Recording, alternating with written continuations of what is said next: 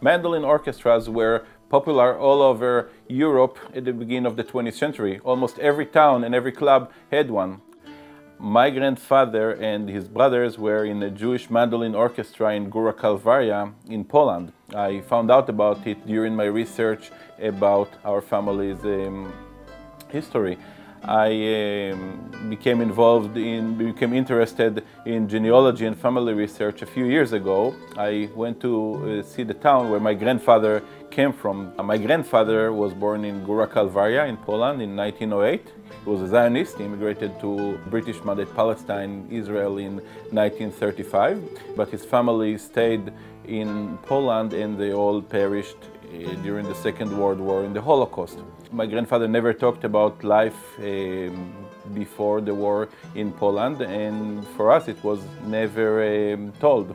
The story was never told. When I went to Gora Kalwaria, I met people who were living there before the wars. They knew my family and they were showing me around. I felt very welcome over there. And at the end of the tour, we sat and we were looking for ways of what to do with what we saw, what to do with this.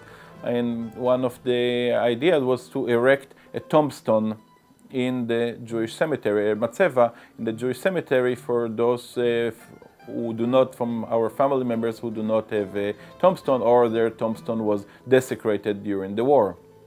We erected this tombstone, this Matzeva, and the feeling was like the bad guys won. It was not, and so I was looking for a way that would be more of commemorating life there before the war, that was basically paused there and now revived or continue in a way. During the research I found out that my grandfather was a member of a mandolin orchestra, his brother was the band manager of the orchestra, and another brother, younger brother, played in that orchestra as well. They were all 11 altogether. The idea was to have a modern orchestra play that repertoire that the historic orchestra might have played. I've been living in the Bay Area, the San Francisco Bay Area, for over 10 years. I've been going to the Jewish Music Festival every year. They bring great world music, and my first thought was to contact the festival. I got this call from Avner Yonai, and he came in and told me about this amazing sounding project. I let him know about Mike Marshall, who's an internationally known mandolin player who lives in the East Bay, and I know him. And so we went over there. And she asked me if I would be interested in putting together a mandolin ensemble for their festival this year.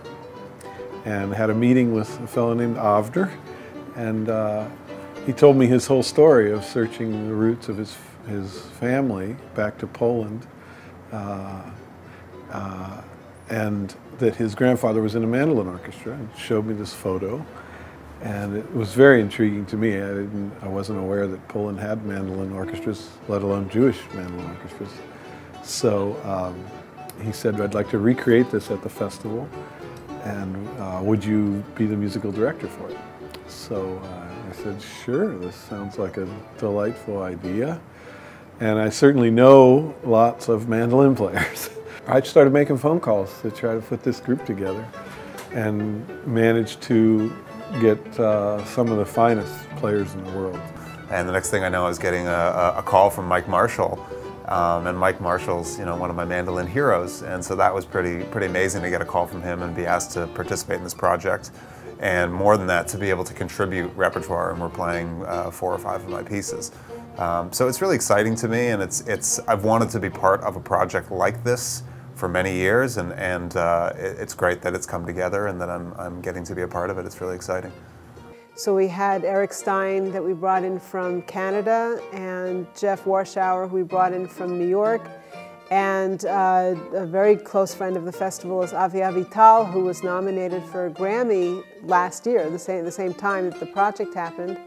About a year ago, I received an email from Avner Yonai that told me all the story about the Ger Orchestra and showed me the pictures. It was extremely fascinating for me because it he reached me in a time that I was making a research about mandolin orchestras in Europe at the beginning of the century, and then in the kibbutz in Israel in the 50s. It was also a very common thing, mandolin orchestra. So really, the part that I was missing in the puzzle was the Jewish mandolin orchestras in Poland before the war. When Mike Marshall called me for this project a few months ago, he asked about some music from that era. So I was thinking, oh, this is great, you know, finally the time has come. And coincidentally, I was in Prague when he called me, or emailed me rather. So I met with my friend who has a big archive of that orchestral music from the 30s, and we went through many pieces, and I'm happy that we are actually using 2 of those pieces at this concert.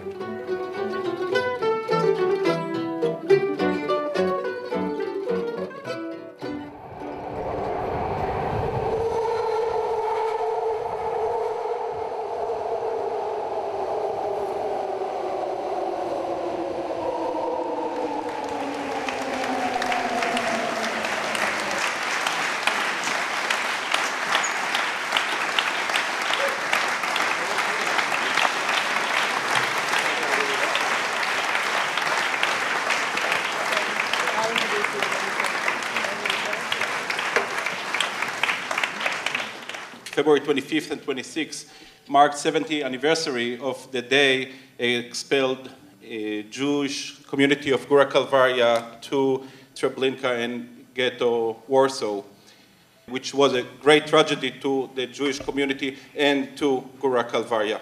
So this project and concert will pay tribute to the Jewish community of Gora Kalwaria and to the Mandolin Orchestra of Gora Kalwaria.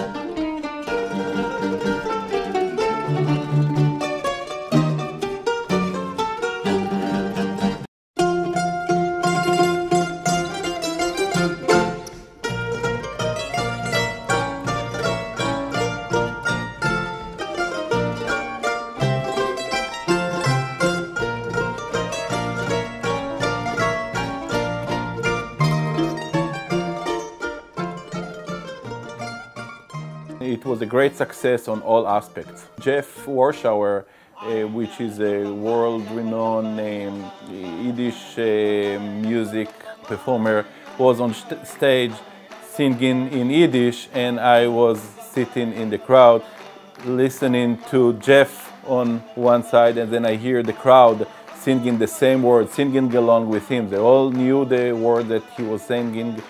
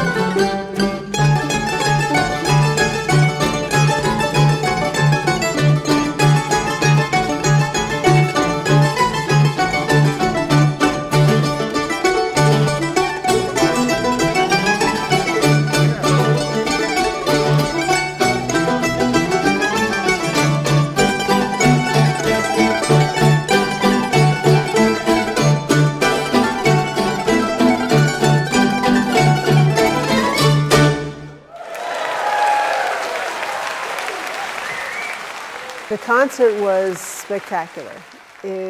People erupted into a standing ovation, and the sound in Freight and Salvage was fantastic. The relatives that Avner brought over from Israel to have his father there and his uncle there, his sisters there. It was powerful on an emotional level. It felt like a historic event for the festival and for music, in folk music in general, that the mandolin could be given that sound again that is very hard to find anymore. You don't find mandolin orchestras of that caliber very much in this country. And the fact that we were able to bring together these many people of this quality to produce this sound for this reason, to give homage to an ensemble that was martyred, it was spine-tingling.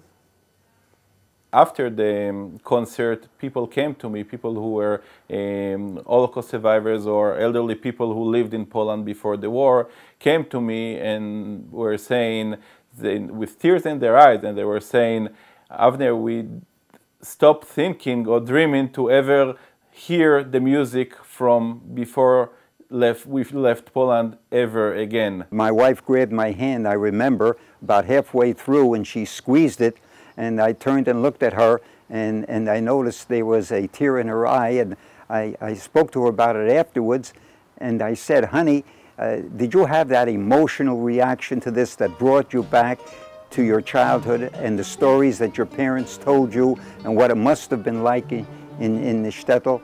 And she said, yes, honey. She says, that's exactly the way I felt. And when it was all over, we just squeezed each other's hand. I remember reaching across and giving her a peck on the cheek. And it was one of those moments that I haven't felt, and we haven't felt in a long, long time.